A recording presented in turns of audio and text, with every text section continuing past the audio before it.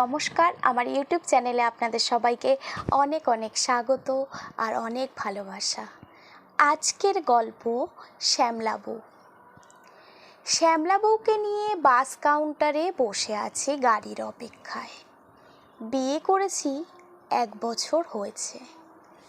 ভাই বোনদের সবার থেকে বেশি ফর্সা আমি, যাকে বলে একেবারে দুধের মতো সাদা।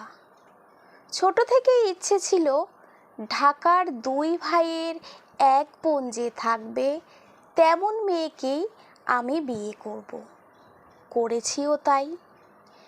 কাজের সূত্রে ঢাকায় যাওয়া, সেখানে এক বন্ধুর বাড়ি হাজারীবাগ। একদিন কাজ না থাকায় দুজন আড্ডা দিতে গিয়ে গভীর রাত করে ফেলি। সেদিন আর মেসে না যেয়ে বন্ধুর বাসায় ঘুমিয়ে পড়ি। সকালে উঠে বাড়ি থেকে বের হতে যাব, ঠিক তখনই চোখে পড়ে কোকড়া চুলওয়ালা শ্যামলা দেখতে কালো সুতির শাড়ি পরা একটি মেয়েকে। আর 10টা মেয়ের মতো এই মেয়ে চোখে কাজল দেয়নি ঠোঁটে রং, একদম সাদাসিধে। বন্ধুকে বলে মেয়ের ব্যাপারে খবর নিলাম। ফ্যামিলি ব্যবহার, মেয়ে, মনে মনে যেমন চাইতাম আল্লাহ যেন আমাকে ঠিক তেমনই মিলিয়ে দিল। গ্রামে গিয়ে মার থেকে অনুমতি নিয়ে মেয়ের পরিবারের সাথে কথা বললাম। মেয়ের পরিবার রাজি। 11 দিনের মধ্যেই বিয়েটা ঘরোয়াভাবে করে ফেলি। ঢাকায় থাকি আমি মেসে। কাজ করে যা টাকা পাই সব গ্রামেই পাঠাতে হয়। বউকে তো আর মেসে রাখা যায় না। মা ফোন করে বলেছে বউকে যেন গ্রামের ঘরে আগে নেই। আমিও নিয়ে গেলাম। বেশ ভালোই দিন কাটলো। 2 সপ্তাহ পর বউকে গ্রামে মার কথায় রেখেই আবার ঢাকায় ফিরে আসি। গ্রামে নেটওয়ার্ক তেমন ভালো না বলে তাই প্রতিদিন কথা হতো না শ্যামলা বউয়ের সাথে। একদিন আমার চাচাতো ভাই ফোন দেয়।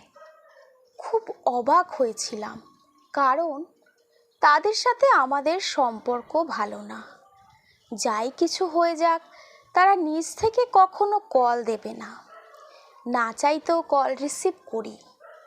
তারপর সে যা বলল তা বিশ্বাস করা আমার জন্য খুবই কষ্টদায়ক বিষয়। সে বলল মা নাকি আমার বউকে বকাঝকা করে, ছোট ভাই নাকি আমার বউয়ের গায়ে হাত তোলে। এগুলো বিশ্বাস করা সত্যি খুব কষ্টের। আমি বিশ্বাস করিনি। আমার ভাই মা কেমন তা আমি জানি। 2 দিন পর রাতে আবারও চাচাতো ভাইয়ের কল। বিরক্তি নিয়ে কল রিসিভ করে আমি অবাকের চরম পর্যায়ে। চাচাতো ভাই কেঁদে বলেছে আমি যেন তাড়াতাড়ি গ্রামে আসি। কেন যেন মনটা অস্থির হয়ে গেল। যত দ্রুত সম্ভব মেস থেকে বের হয়ে গাবিলতে গিয়ে ঠাকুরগাঁওয়ের টিকিট কেটে গাড়িতে চড়লাম। রাস্তায় প্রচুর জ্যাম থাকার কারণে বাড়ি পৌঁছতে দুপুর 1টা বাজে। বাড়ির সামনে আসতেই শুনতে পারি আমার শ্যামলা বউয়ের চাপা কান্নার স্বর। বাড়ির মেন গেটের সামনে তাজ্জব হয়ে দাঁড়িয়ে দেখতে থাকি আমার মার কণ্ঠস্বর। মা খুব জোরে আর আমার শ্যামলা বউয়ের কোঁকড়ানো ঢেউ খেলা চুল মুঠিবদ্ধ করে রেখেছে আর বলছে, ওই বিদেশিনী জলদিকে ক আমার চাঁদের মতো সুন্দর পোলার মতো কালী বেডিরে বিয়া করব কে? কি তাবিজ করছস তুই ক, নাইলে এক্কেবারে তোর জান কবজ কইরা দিমু। কোনোদিন হুঁচস সাদা পোলায় কালা মাইয়ারে বিয়া করে? কি তাবিজ করছস ক?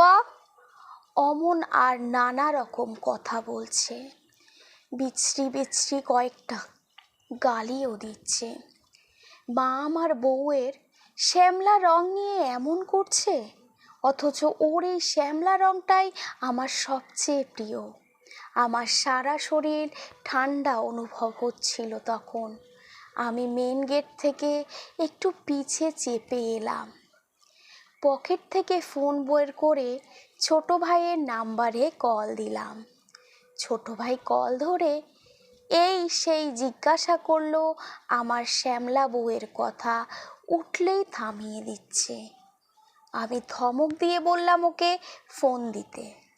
বউ ফোন ধরে চুপ করে আছে।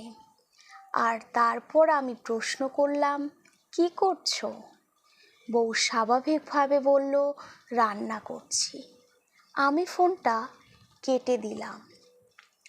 বাড়ির ওপাশে দাঁড়িয়ে মানুষজন বউয়ের মার খাওয়া দেখছে, কিছু বলছে না দেখে হাসলাম একটু।